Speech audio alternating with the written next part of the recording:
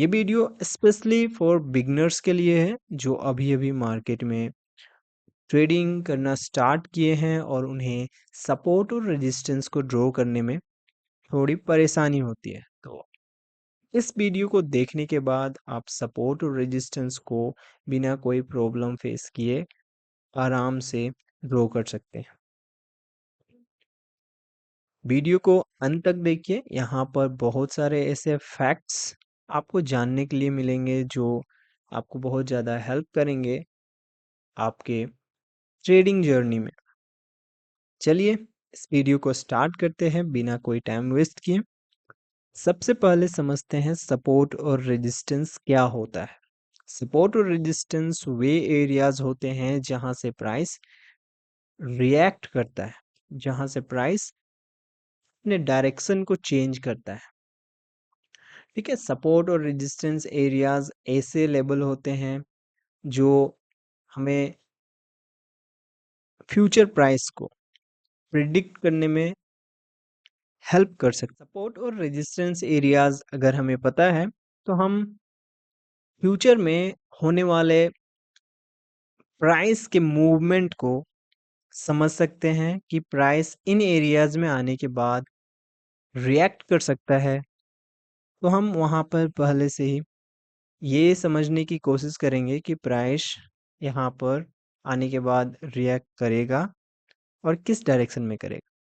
ठीक है, सपोर्ट और रेजिस्टेंस को समझने से पहले हमें स्विंग पॉइंट्स को समझना पड़ेगा। स्विंग पॉइंट्स क्या होता है? स्विंग पॉइंट्स वैसे एरियाज होते हैं जहां से प्राइस क्या होता है, अपना डायरेक्शन चेंज करता है। देखिए, जैसे हम इसे स्विंग पॉइंट्स कहते हैं। प्राइस अप डायरेक्शन में था, यहाँ से प्राइस डाउन साइड में चला गया, तो ये क्या हो गया? स्विंग हो गया। यहाँ पर ये डाउन डायरेक्शन में था, ये अप डायरेक्शन में शिफ्ट हो गया। यहाँ पर ये अप डायरेक्शन में था, डाउन डायरेक्शन में शिफ्ट हो गया। तो ये क्या हो गया? स्विंग पॉइंट्स हो गए। तो सपोर्ट और रेजिस्टेंस ड्रॉ करने के लिए हमें स्विंग पॉइंट्स चाहिए होंगे। तो स्विंग पॉइंट्स को समझना बहुत ज़्यादा इंपॉर्टेंट है। अब कुछ चीज़ें हम सपोर्ट और रेजिस्टेंस के बारे में समझ लेते हैं। सपोर्ट और रेजिस्टेंस हॉरिजॉन्टली हो सकते हैं, वर्टिकली हो सकते हैं और स्लोप भी हो सकता है।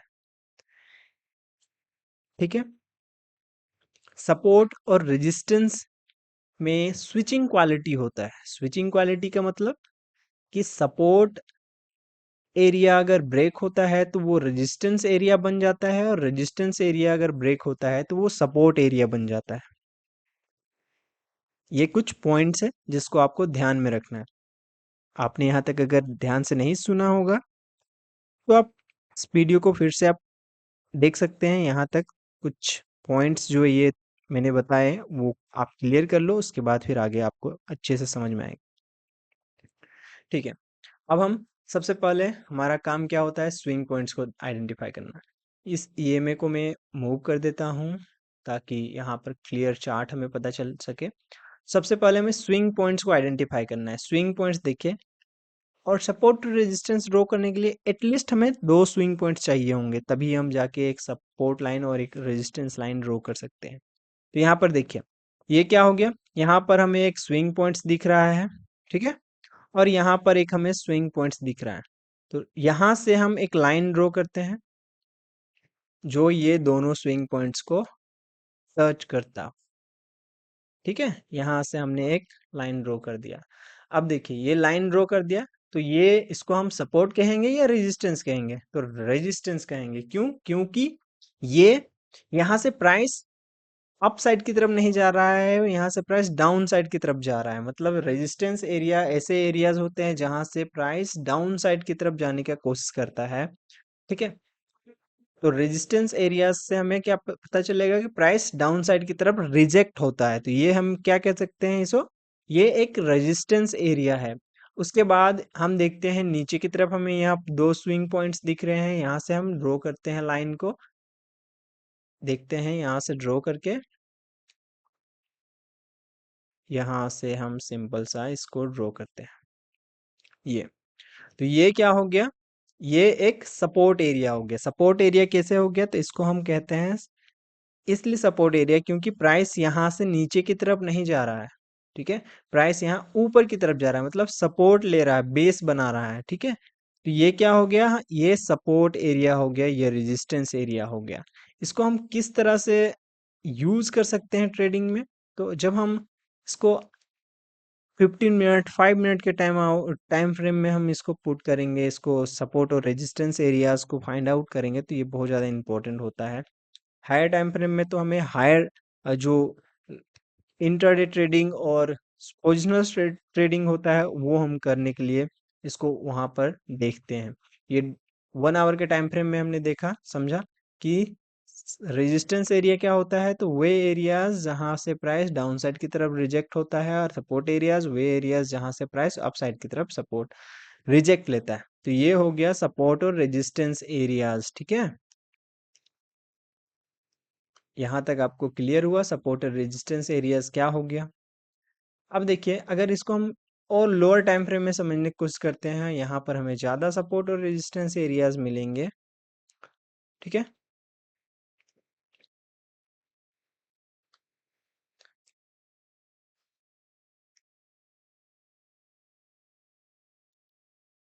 देखिए, हम अभी करंट में देखते हैं कि सपोर्ट और रेजिस्टेंस निफ्टी के करंट प्राइस में कौन कौन से लेवल में है। तो यहाँ पर देखिए, हमें दिख रहा है कि ये एक स्विंग पॉइंट है, और इसके बराबर में कहीं और स्विंग पॉइंट दिख रहा है, तो यहाँ पर हमें एक स्विंग पॉइंट दिख रहा है, देखिए। तो ये क्या हो गया, हम बोल सकते हैं कि इस स्विंग पॉइंट के बराबर में हमें ये स्विंग पॉइंट दिखा, तो ये एक तरह से बोल सकते हैं कि यहाँ पर रेजिस्टेंस एरिया है ये। अगर यहाँ पर देखें तो ये क्या है, रेजिस्टेंस एरिया है। प्राइस रेजिस्टेंस एरिया को ब्रेक करने का किया है, और यहाँ पर देखिए प्राइस फिर से नीचे की तरफ आ रहा है। ब्रेक करने की कोशिश करने के बाद यहाँ पर प्राइस सस्टेन नहीं कर पा रहा है, तो प्राइस यहाँ से नीचे की तरफ आ सकता है। उसके बाद हमें एक नीचे की तरफ भी ये रेजिस्टेंस एरिया दिख रहा है। यहाँ पर देखिए, अगर हम इसको ड्रॉ करते हैं यहाँ से इस लेवल में, तो यहाँ पर देखिए सिंपल सा, ये क्या, एक रेजिस्टेंस एरिया और भी नीचे है। इस रेजिस्टेंस एरिया के बाद ये एक बड़ा रेजिस्टेंस एरिया है, क्योंकि ये बड़ा यहाँ से दिख रहा है, ठीक है।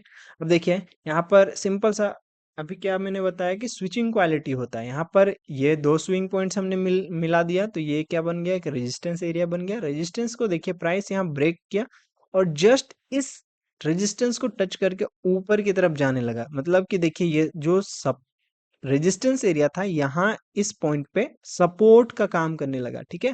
प्राइस यहाँ से ऊपर की तरफ जाने लगा।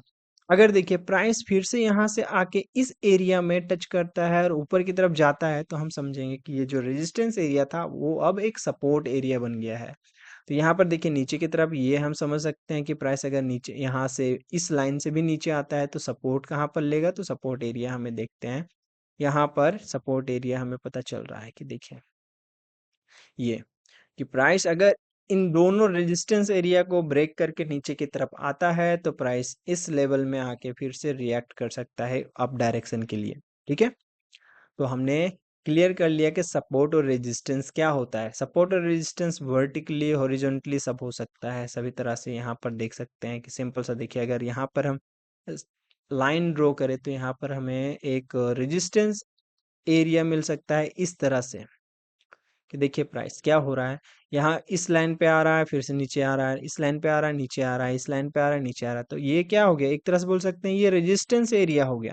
और देखिए ये लाइन क्या हो गई, एक सपोर्ट लाइन हो गया। यहाँ पर 5 मिनट का टाइम फ्रेम में ये हम सिंपल सा यहाँ से अगर ड्रॉ करें, तो ये क्या हो गया, देखिए ये क्या हो गया, ये एक सपोर्ट एरिया। प्राइस यहाँ पर आ रहा था, फिर ऊपर की तरफ जा रहा था, फिर नीचे, फिर ऊपर, फिर नीचे, यहाँ फाइनली ब्रेक किया और यहाँ पर रिट्रेस्ट लिया।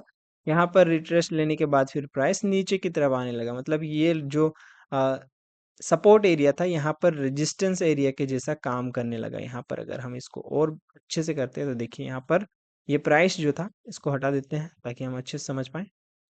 देखिए यहाँ पर ब्रेक किया, प्राइस इसको रीटेस्ट किया और फिर से नीचे की तरफ आने लगा। तो हम समझ सकते हैं कि ये भी एक रेजिस्टेंस एरिया, ये भी एक सपोर्ट एरिया है।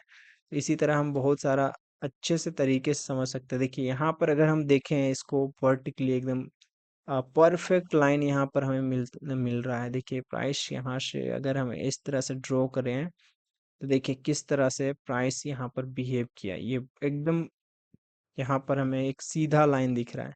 कि प्राइस इसको किस तरह से ये कर रहा है, बट इसका ज़्यादा इम्पोर्टेंट नहीं होता है। अगर हम देखें यहाँ पर, देखिए तो ये लाइन को अगर हम फर्दर ऊपर की तरफ लेके जाएं, देखिए यहाँ पर एकदम सॉलिड हमें पता चल रहा है। यहाँ पर इसको ये बहुत ज़्यादा स्ट्रॉन्ग बोल सकते हैं कि स्लोप्ड है। यहाँ पर प्राइस आ रहा है, फिर जा रहा है, फिर इस लेवल पे आ रहा है, फिर ऊपर जा रहा है। यहाँ पर फाइनली ब्रेक किया, उसके बाद फिर प्राइस फिर दूसरे एक इसी अप साइड में ही जाने लगा, बट ये एक चैनल सपोर्ट एरिया शिफ्ट हो गया यहाँ से, ठीक है।